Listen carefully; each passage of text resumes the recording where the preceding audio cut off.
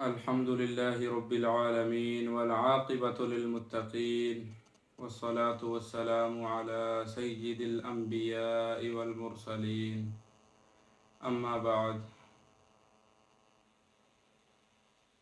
تو آپ کو معلوم ہے کہ رمضان المبارک کا مہینہ شروع ہے اور مختلف ممالک میں جنگوں کا سلسلہ شروع ہے. ویسے تو جنگ سے اللہ رب العزت کی پناہ مانگنی چاہیے کہ اللہ رب العزت ہمیں محفوظ رکھے، کیونکہ جنگ میں خون خرابہ بہت ہوتا ہے. لیکن آج اسی سلسلے کے متعلق جہاد کے متعلق تھوڑی سی بات کریں گے کہ جہاد کیا ہے. جہاد فی سبیل اللہ جو شرعی جہاد ہے وہ ہے اعلاء کلمت اللہ کے لیے جہاد کرنا. اعلاء کلمت اللہ کے لیے، اللہ تعالیٰ کا کلمہ بلند کرنے کے لیے، اللہ کے راستے میں کافروں سے لڑنا. لیکن چونکہ ہماری افواج جو ہیں، ہماری فوج پاکستان جو ہے یہ بھی متحرک ہے اور اپنے ملک کی سرحدوں کی حفاظت کرتی ہے، تو سرحدوں کی حفاظت کرنا اپنے ملک کی خاطر یہ بھی ایک جہاد کا حصہ ہے. تو اسلام میں شہادت فی سبیل اللہ کو وہ مقام حاصل ہے کہ نبوت اور صدیقیت کے بعد کوئی بڑے سے بڑا عمل بھی اس کی گرد تک کو نہیں پا سکتا. شہادت کا یہ مقام ہے.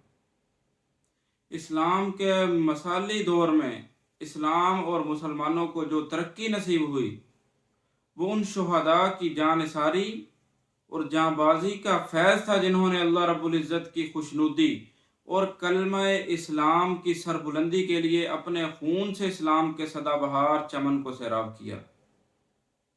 شہادت سے ایک ایسی پائیدار زندگی نصیب ہوتی ہے کہ جس کا نقش دوام جریدہ عالم پر ثابت رہتا ہے، جسے صدیوں کا گرد و غبار بھی نہیں دھندلا سکتا، اور جس کے نتائج و ثمرات انسانی معاشرے میں رہتی دنیا تک قائم و دائم رہتے ہیں.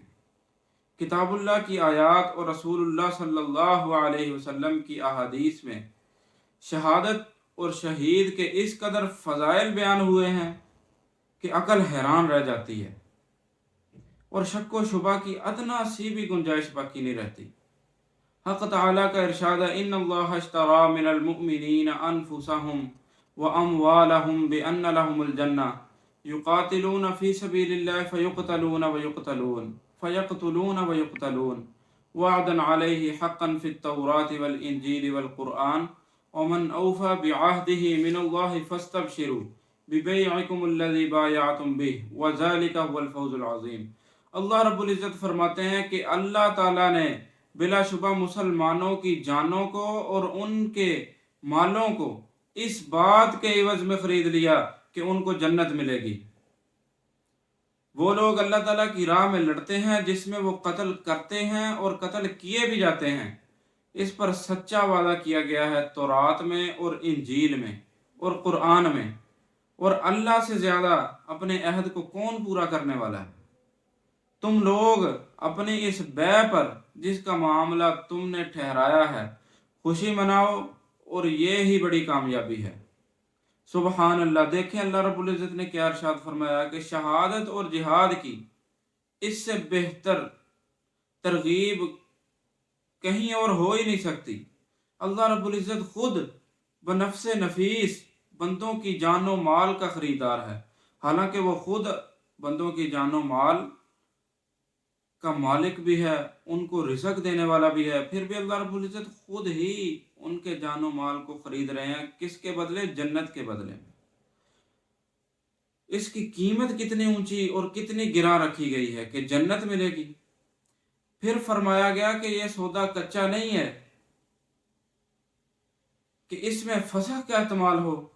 بلکہ اتنا پکا اور قطعی ہے کہ تورات، انجیل اور قرآن اور تمام آسمانی صحیفے اور خدائی دستاویزوں میں یہ عہد و پیمان درج ہے، اور اس پر تمام انبیاء، رسول اور ان کی عظیم الشان امتوں کی گواہی ثابت ہے۔ پھر اس مضمون کو مزید پختہ کرنے کے لیے خدائی وعدوں میں وعدہ خلافی کا کوئی احتمال نہیں۔ فرمایا گیا وَمَنْ أَوْفَى بِعَهْدِهِ مِنَ اللَّهِ، یعنی اللہ تعالیٰ سے بڑھ کر اپنے عہد کو کون پورا کرنے والا ہے؟ اپنے عہد و پیمان کی کون لاج رکھنے والا ہو سکتا ہے؟ کیا مخلوق میں کوئی ایسا ہے جو خالق کے ایفائے عہد کی ریس کر سکے؟ نہیں، بالکل بھی نہیں۔ اللہ تعالیٰ کے ایفائے عہد کی کوئی بھی ریس نہیں کر سکتا۔ مرتبہ شہادت کی بلندی اور شہید کی فضیلت اور منقبت کے سلسلے میں قرآن کریم کی یہی ایک آیت کافی اور وافی ہے۔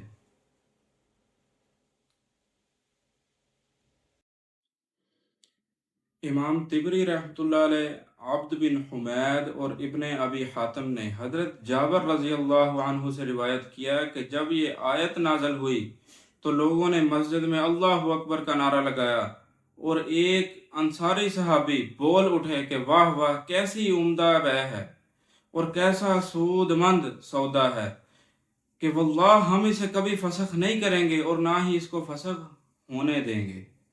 پھر نیز حق تعالیٰ کا ارشاد ہے وَمَن يُطِعِ اللَّهَ وَالرَّسُولَ فَأُولَئِكَ مَعَ الَّذِينَ أَنْعَمَ اللَّهُ عَلَيْهِم مِّنَ النَّبِيِّينَ وَالصِّدِّيقِينَ وَالشُّهَدَاءِ وَالصَّالِحِينَ وَحَسُنَ أُولَئِكَ رَفِيقًا، کہ جو شخص اللہ اور اس کے رسول کا کہنا مان لے گا تو ایسے شخص بھی ان حضرات کے ساتھ ہوں گے جن پر اللہ تعالیٰ نے انعام فرمایا ہے۔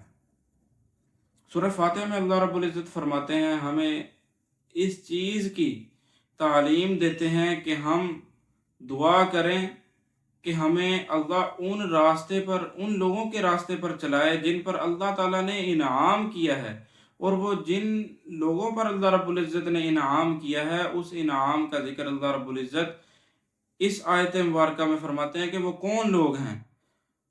وہ لوگ ہیں پہلے نمبر پر من النبیین، انبیاء میں سے، والصدیقین، اور سچوں میں سے، صدیقین میں سے، والشہداء، اور شہیدوں میں سے، والصالحین، اور نیک لوگوں میں سے، وحسن اولئک رفیقا، اور یہ حضرات بہت ہی اچھے رفیق ہیں۔